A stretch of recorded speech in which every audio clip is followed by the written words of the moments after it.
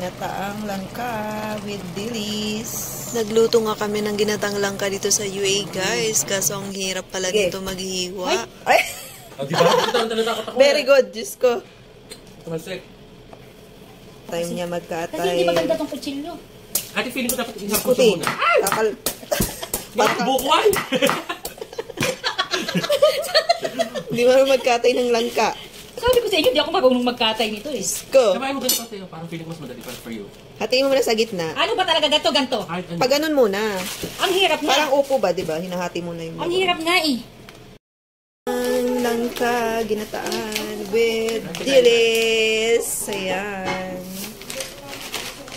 Magkakatay kami ng langka. Ayan. At ito nga ang langka sa UAE, guys. Nasa around 400 pesos yan. Sobrang mahal, di ba? Mahal pa sa karne. Mahirap ang pagkatay ng ano, ng langka. Ay. Hindi marunong magkatay. Itak. Ay, naku. Itak-tak mo. Ano ba? Saway, di ba? Parang kalabasa lang yan.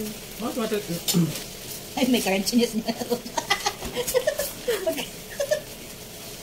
Parang si ate marunong. Yung pizza ni Joanna, kasi magaling sila sa ano, di ba? Probinsya. Sabi lang bundok. Yung wala ng green. Hindi ko alam, ngayon pala makakita ng pagbubukas na. Ay, wow. First time niya Kasi magkatay. hindi maganda tong kutsilyo.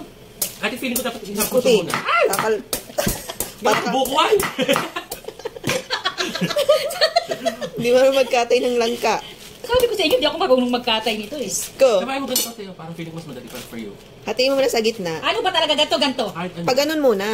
Ang hirap nga. Parang upo ba, di ba? Hinahati mo na yung Ang hirap nga eh. Ano ang katawan mo, sayang naman. Sige. Ay, Ay. O, di ba? Ito ang talatakot ako. Very good, Diyos ko. Tumasik. aray ko, sakit. I think parang sa lamesa. Kasi hindi siya, no? Kumakalugod sa. Dapat doon. Alis na nga dito. Joanna, tulungan mo naman sila. Ate, hindi pa nakakatay. Yung iwain lang. Tanggalin lang ang balat, oh. Hindi ba pwede mo...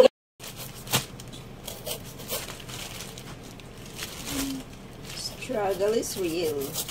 Parang wala na siyang green.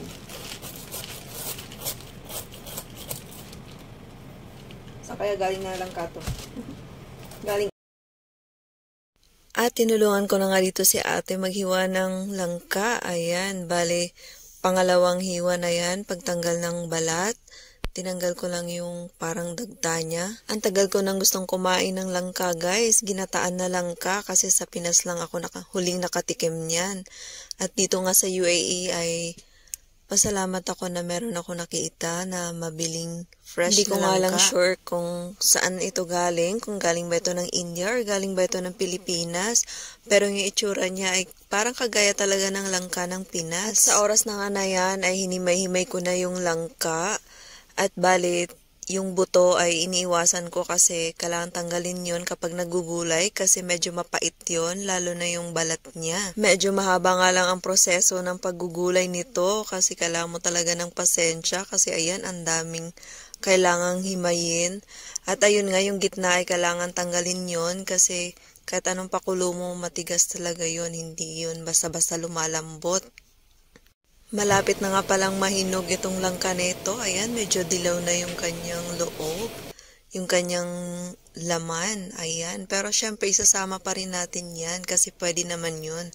Manamis-namis, diba? Bago ka nga pala gumawa nito, ay kailangan mo munang lagyan ng langis yung kamay mo para naman hindi dumikit yung mga dagta. At ngayon ko nga lang nalaman dyan kay ate na pwede naman pala yung langis. Naalala ko kasi nung bata ako, yung gaas, yung pinapalagay ng lola ko or ginagamit namin noon. Gaas, pantanggal sa dumikit na dagta sa kamay. At balik na nga tayo sa pagproseso ng gulay. Ayan, after hugasan ay pinakuluan ni ate. At ayan na nga, meron ding dilis para yan yung pampalasa niya. At pwede rin naman ang babsi, kaso bawal kay ate. Kaya naman, ayan lang, dilis lang yung sahog namin. Pwede rin ang pritong isda. Bale, ginisa na nga muna siya sa bawang at sibuyas bago nilagay yung pinakuluan na langka. At ngayon naman ay nilagay yung gata na ready lang, Coco Mama. Mahirap kasi yung fresh na gata dito kasi halos walang katas. Pagkatapos nga tinimplahan lang to ng asin at saka naman nilagay yung pritong dilis. Ayun, 'di ba? Sobrang tipid nung ulam nito pero mahal talaga yung langka kaya hindi mo masabing tipid kasi mahal pa to sa karne. At eto na nga, ready na nga ang ating ginataang langka. Ayan, sobrang busog namin dyan. As in, sobrang sarap. Ayun lang, thank you for watching. Bye!